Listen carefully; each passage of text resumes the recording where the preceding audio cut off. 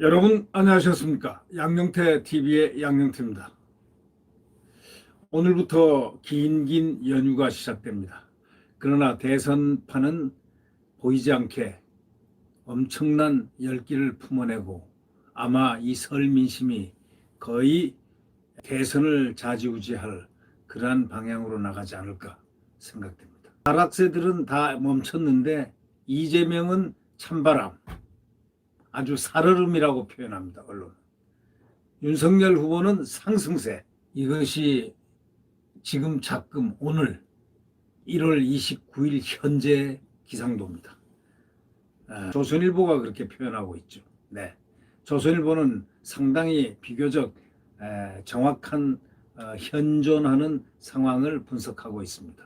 그렇다면 앞으로 이 설 인심 변수가 무엇일까? 그런 것도 한번 생각해 볼 만합니다.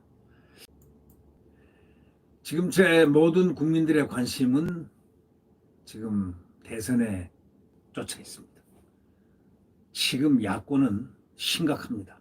윤석열 후보가 상승세니까 가슴을 쓸어내리고 다 편안한 마음을 가진 게 야권입니다만은 그러함에도 불구하고 아슬아슬한 이 국면, 만약에 정권 교체를 못하면 어떡하나 하는 국민들의 그 노심초사한 그런 마음, 이것이 다 녹아 있습니다. 이 정권 교체를 그래서 확실하게 하기 위해서 최선을 다하는 확실함을 보이기 위해서 야권 단일화를 통한 꼭 단일화를 해야만 100% 승리한다는 그런 신념으로 단일화를 해야 된다. 이런 얘기합니다. 지금 윤석열 후보가 상승세입니다. 이재명 후보는 지금 살얼음 판세입니다. 그러나 이 선거는 내일을 모릅니다. 그렇기 때문에 안철수와 윤석열은 함께 가는 야권이라는 인식을 바닥에 깔고 있어야 됩니다.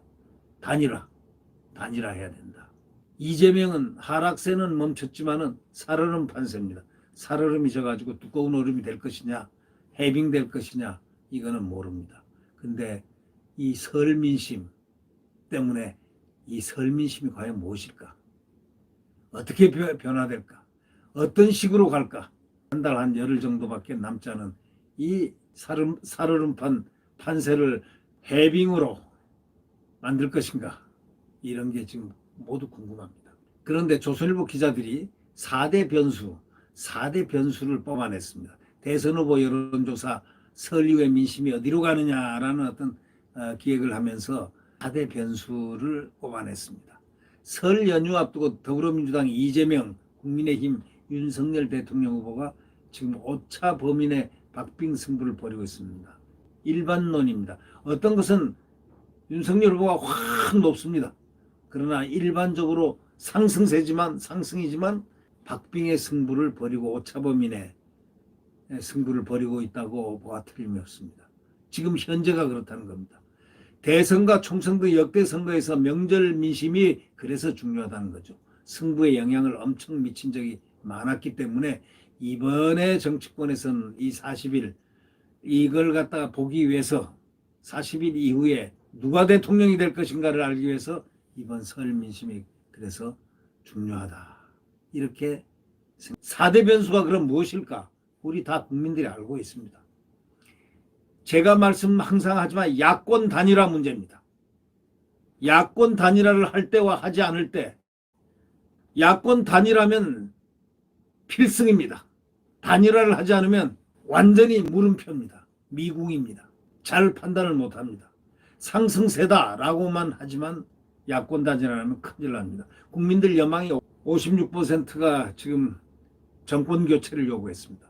그럼 정권 교체를 하려면은 56%가 넘어야 된다는 얘기인데 가장 최근의 걸 보면 56%로 정권 교체라고 나와 있는데 56%가 넘으려면 누군가가 후보가 56%가 넘어가면은 혼자 단일 안 하고 할 수도 있습니다만은 56%를 수학적으로 넘어갈 수 있겠습니까? 아니면 기대를 해볼까요? 그래서 야권 단일화라는 이런 문제가 상당히 중요한 태제로 떠오른다. 저는 이렇게 생각합니다. 그리고 이제 여야가 네거티브 공세를 하는데 지금 야권을 향해서 이 집권층 민주당 이재명 측 한번 보십시오. 큰 네거티브 공세 누가 한 네거티브 공세 잘하나 해서 점수 따나 하면서 그냥 막 하는 거 보십시오.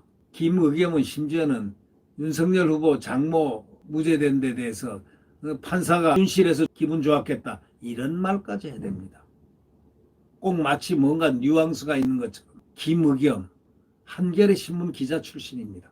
그 양반은 그 후각이 어떻게 발달됐는지 모릅니다. 어디로 어떻게 어떤 식으로 발달됐는지 모를 정도로.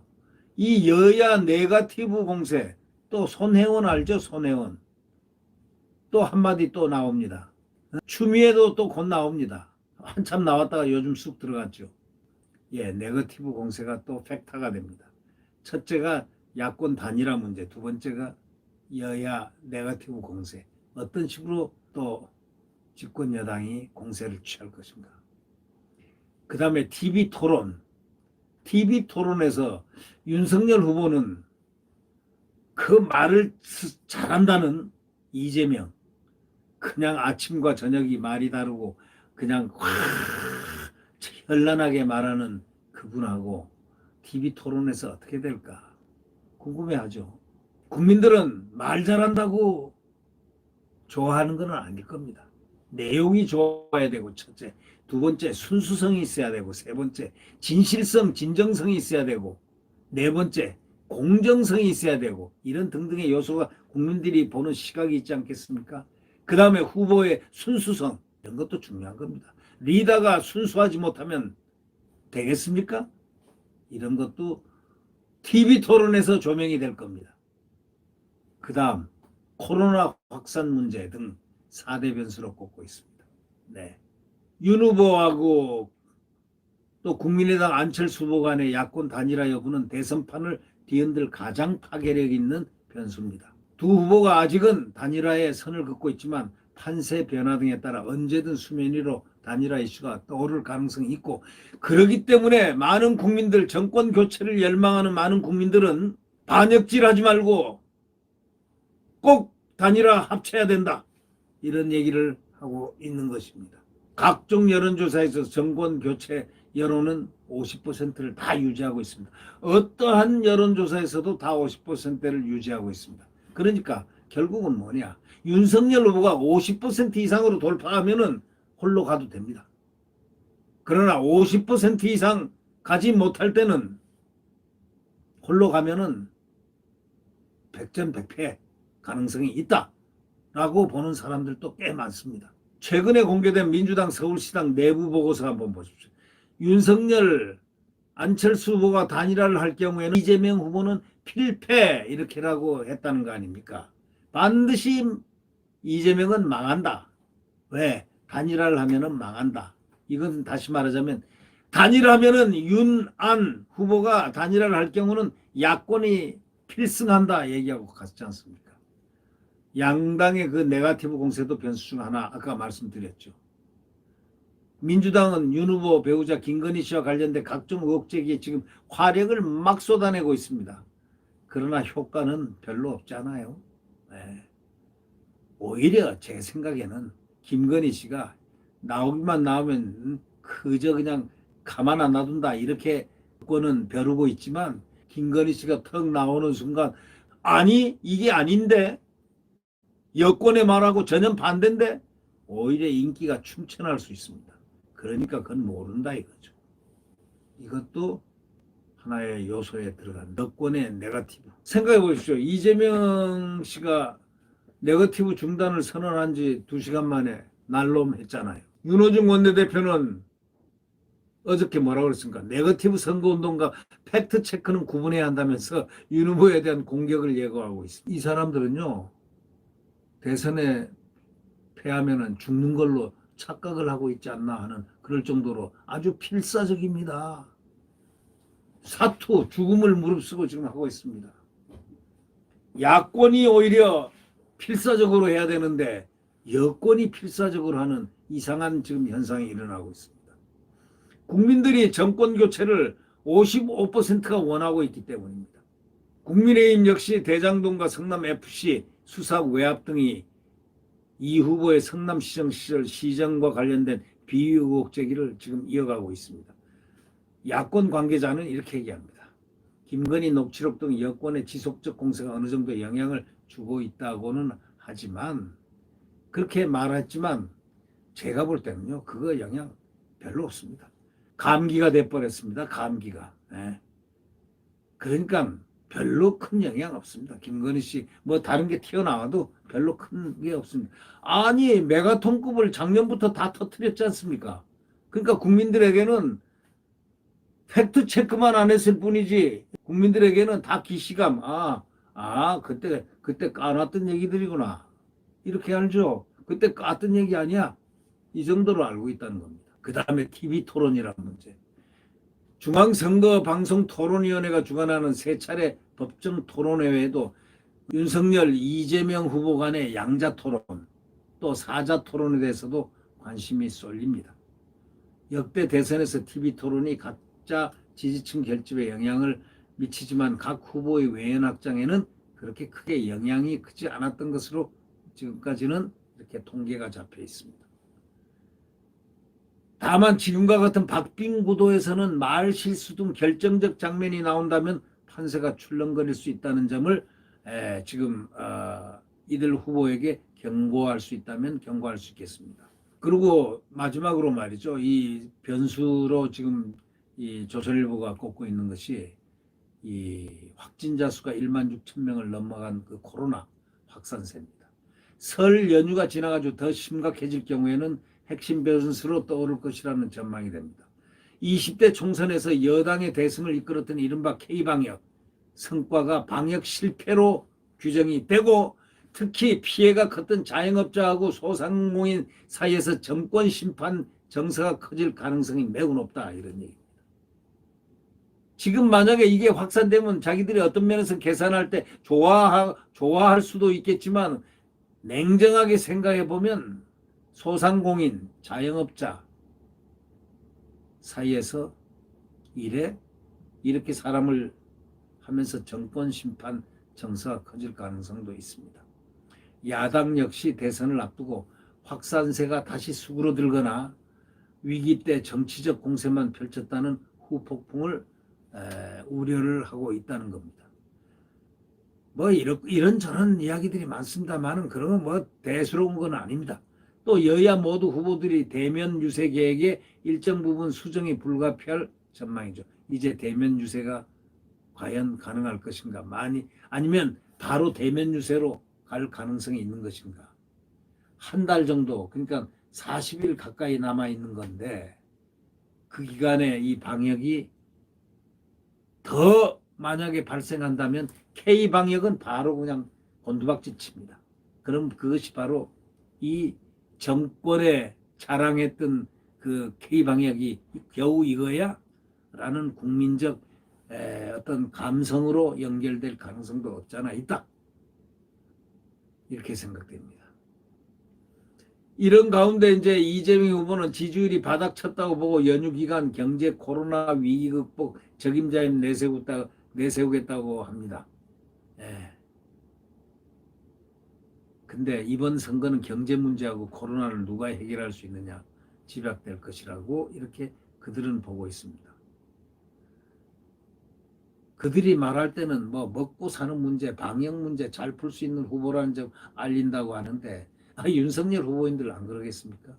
잘 먹여 살릴 수 있고 방역 문제도 잘 풀 수 있고 또 먹고 사는 문제를 잘 시장 경제를 잘 활성화시킬 수 있는 분이 윤 후보 아니냐라고 얘기를 하면은 저들은 할 말을 아마 잊을 겁니다. 그렇지 않겠습니까? 원래 윤석열 후보는 시장 경제주의자입니다. 그의 부친 윤기준 교수께서 윤석열 후보가 서울법대 들어갈 때 입학 선물로 준 게 뭡니까? 프리 투 추즈. 하버드대학의 경제학자고 노벨 경제학상을 받은 교수가 저자를 했는데 책을 지었는데 그 책을 선물로 입학 선물로 줬지 않습니까? 프리 투 추즈. 밀턴 교수가 쓴 겁니다. 네. 네, 윤 후보가 설 연휴 기간을 포함해서 대선 한 달 전인 다음 달 9일까지 굵직한 공약을 계속 발표할 겁니다. 주목도를 높이겠다는 전략입니다. 이미 누굽니까? 이재명 씨는 공약을 갖다가 야권이 이준석하고 김종인 파동을 막 겪을 때 그동안에 멈춰 있을 때 이미 공약들을 이재명은 다 내놨습니다. 지금 안정기를 탁 구사하고 있는 윤석열 후보는 굵직한 공약이 지금부터 나오고 있습니다. 아주 근사한 공약들도 많이 나옵니다. 국가안보에 대한 확고한 신념 체계를 발표한 바도 있습니다. 네. 국가안보, 외교안보 매우 중요한 점들을 정말 획기적인 전환의 논리가 섞여 있습니다. 아주 근사한 공약들이 나왔습니다. 그리고 문재인 정부 들어가지고 유명무실해진 특별감찰관제라든가 이런 걸 다 정상화시키겠다는 겁니다. 정치 사법 관련 개편안 발표도 지금 엄청나게 계획 중입니다. 윤 후보 측은요, 정권 교체를 할 수 있는 유일 후보라는 것을 정책을 통해 증명할 것이라 합니다. 지금 윤 후보 측에는 아주 정책통이 아주 완벽한 정책통이 지금 자리 잡고 있습니다. 누구겠습니까? 대선 후보로 나왔던 원희룡 후보가 정책본부장으로 딱 있으면서 정책 그 파트가 지금 엄청난 활성을 하고 있습니다. 그래서 이것이 이제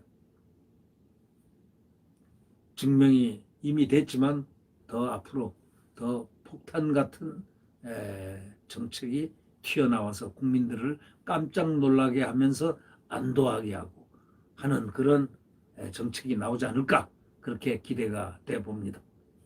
윤 후보는 설 연휴 기간 취업 준비를 하는 청년들이나 소외계층을 찾는 일정도 구상하고 있는 것으로 알려졌습니다.